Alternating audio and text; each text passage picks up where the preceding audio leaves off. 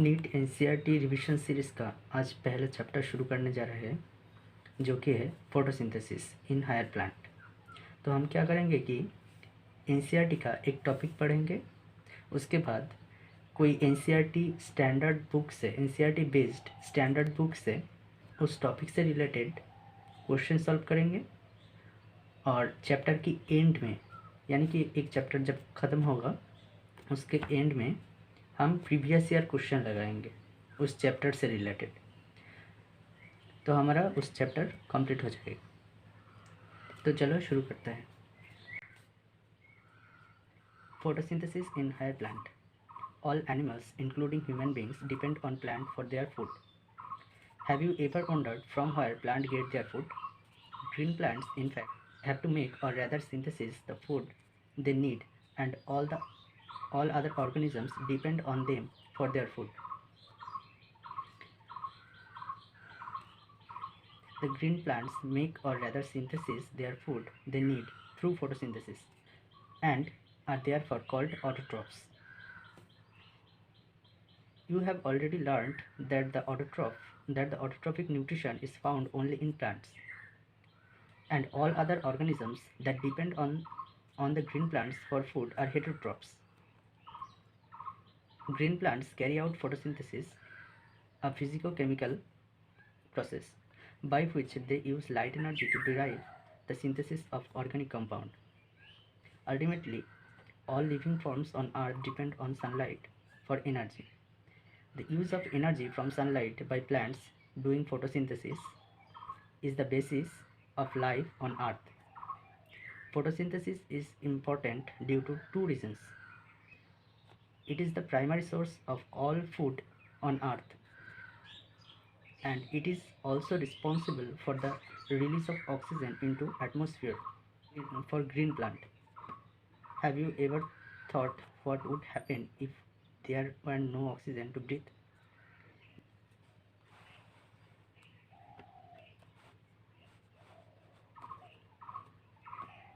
What do we know? Let us try to find out what we already know about photosynthesis. Some simple experiments you may have done in earlier classes have shown that chlorophyll, that is green pigment of the leaf, light and carbon dioxide are required for photosynthesis to occur. You may have carried out the experiment to look for starch formation in two leaves. A variegated leaf, or a leaf that was partially covered with black pepper and exposed to light. On testing these leaves for the presence of starch, it was clear that photosynthesis occurred only in the green parts of the leaves in the presence of light. Another experiment you may have carried out, where a part of leaf is enclosed in a test tube containing some KOH soaked cotton, which absorbs CO2, while the other half is exposed to air. This setup is then placed in light for some time. On testing for the presence of starch later in the two parts of the leaf, you must have found that the exposed part of the leaf tested positive for the starch, while the portion that was in the test tube tested negative.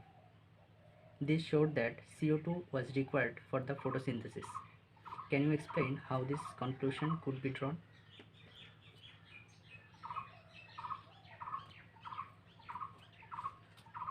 Now we will solve the MCQ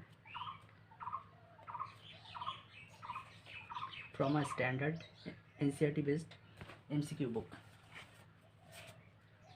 on this topic.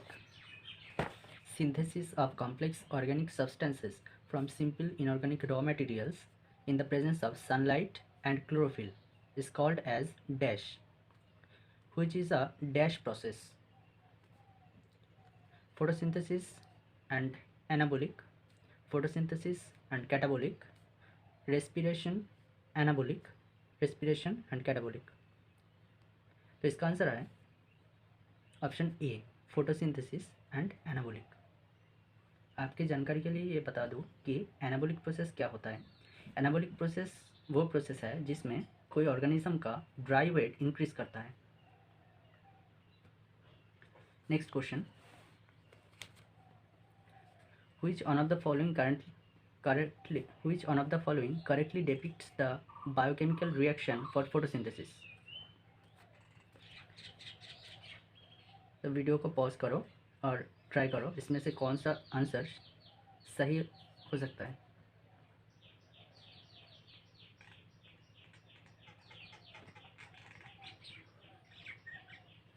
तो answer D is correct.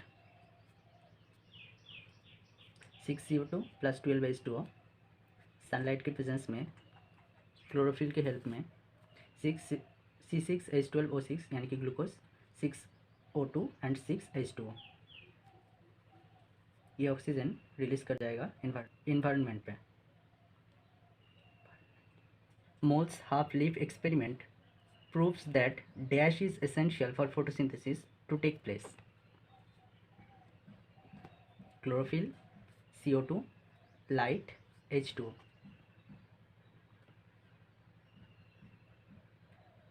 आपको video को pause करना है और खुद से सोचना है, फिर आंसर देखना है. हर एक क्वेश्चन का यही करोगे. पहले वीडियो को पॉज कर खुद से सोचना है, फिर आंसर देखना है. तो इसका आंसर होगा CO2.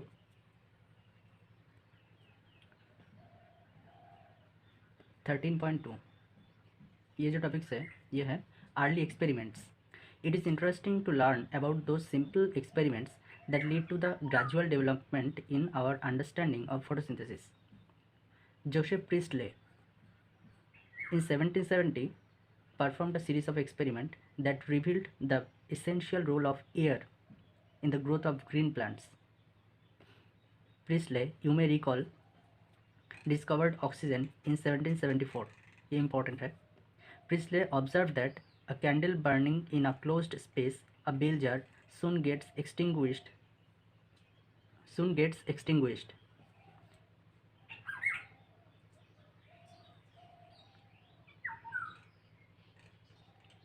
Similarly, a mouse would soon suffocate in a closed space. He concluded that a burning candle or an animal that breathed the air both somehow damage the air. But when he placed a mint plant in the same bell jar, he found that the mouse stayed alive and the candle continued to burn. Priestley hypothesized as follows. Plants restored the air, whatever breathing animals and burning candles removed. Can you imagine how Priestley would have conducted the experiment using a candle and a plant? Remember, he would need to rekindle the candle, test whether it burns after a few days. How many different ways can you think of to light the candle without disturbing the setup? Using a similar setup as the one used by Priestley, but by placing it once in a dark and once in the sunlight. Jan Ingenhousz, 1730 to 1799, showed that sunlight is essential to the plant process that somehow purifies the air fouled by the burning candles or breathing animals. Ingenhousz, in an elegant experiment with an aquatic plant, showed that in bright sunlight small bubbles were formed around the green parts, while in a dark they did not. Later he identified these bubbles to be of oxygen. Hence he showed that it is only the green parts of the plant that could release oxygen. It was not until about 1854 that Julius von Sachs provided evidence for production of glucose when plants grow. Glucose is usually stored as a starch. His later studies showed that the green substances in the plant, that is chlorophyll as we know it now, is located in the special bodies later called chloroplasts within plant cell. He found that the green parts in the plant is where glucose is made. and that the glucose is usually stored as starch. Now consider the interesting experiments done by T. W. Engelmann, 1843 to 1909. Using a prism, he split light into its spectral components and then illuminated a green alga, Cladophora, placed in a suspension of aerobic bacteria. The bacteria were used to detect the site of oxygen evolution. He observed that the bacteria accumulated mainly in the region of blue and red light of the split spectrum. A first action spectrum of the photosynthesis was thus described. It resembles roughly that absorption spectra of chlorophyll A and B discussed in section 13.4. By the middle of the 19th century, the key feature of the plant photosynthesis were known, namely that plants could use light energy to make carbohydrates from CO2 and water. The empirical equation representing the total process of the photosynthesis for oxygen evolving organisms was then understood as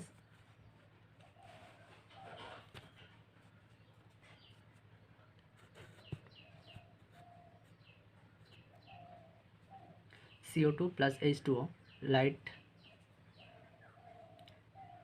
CH2O plus O2.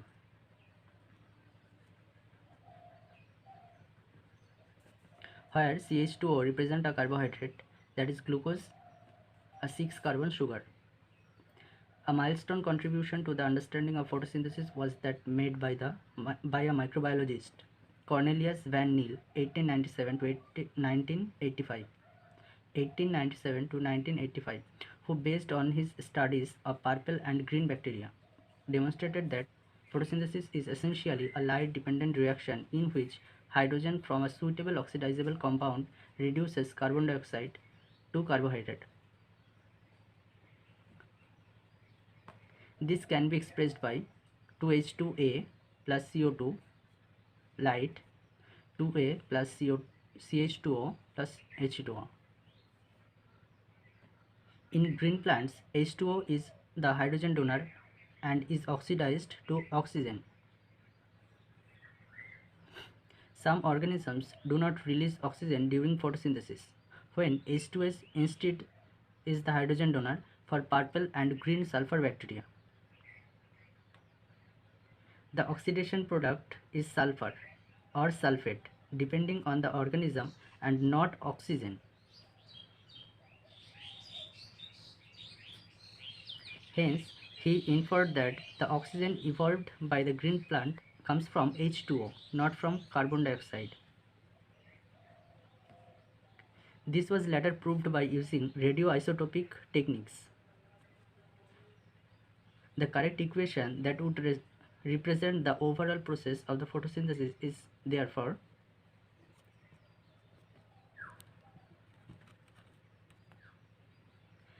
(6CO2 plus 12H2O light C6H12O6 6H2O plus 6O2, where C6H12O6 represents the glucose. The oxygen released from water.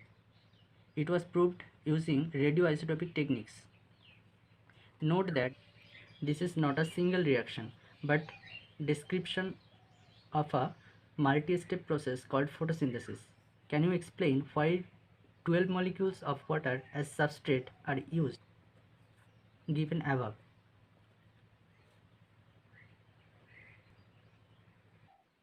Now इस topic का हम question solve करेंगे.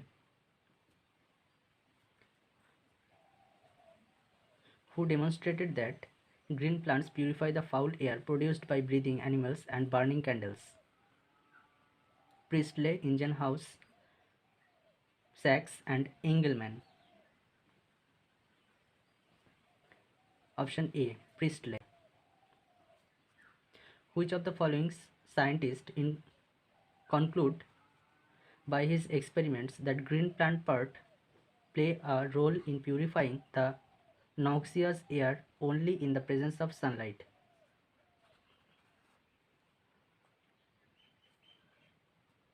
Priestley, Ingenhousz, Sachs, Engelmann. Engine house. Engine house in an experiment showed that in bright sunlight, small bubbles were formed around the green parts of the plant, while in dark they did not. He identified these bubbles to be of CO2, H2O, O2, and H2.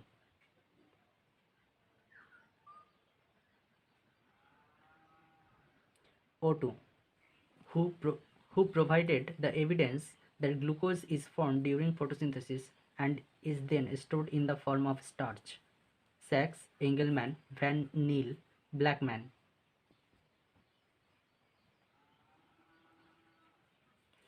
Option A, Julius von Sachs, who used green alga, green alga cladophora, and aerobic bacteria and plotted the first action spectrum for photosynthesis. Sachs, Arnold, Engelmann.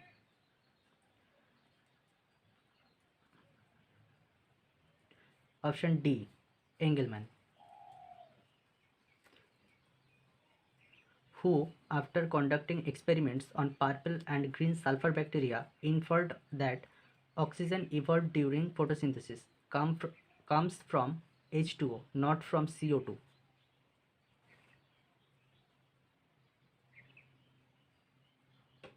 Van Niel, Cornelius Van Niel.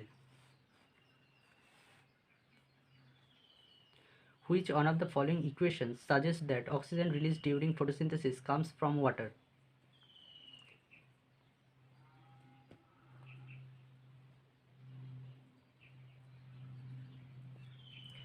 Option D.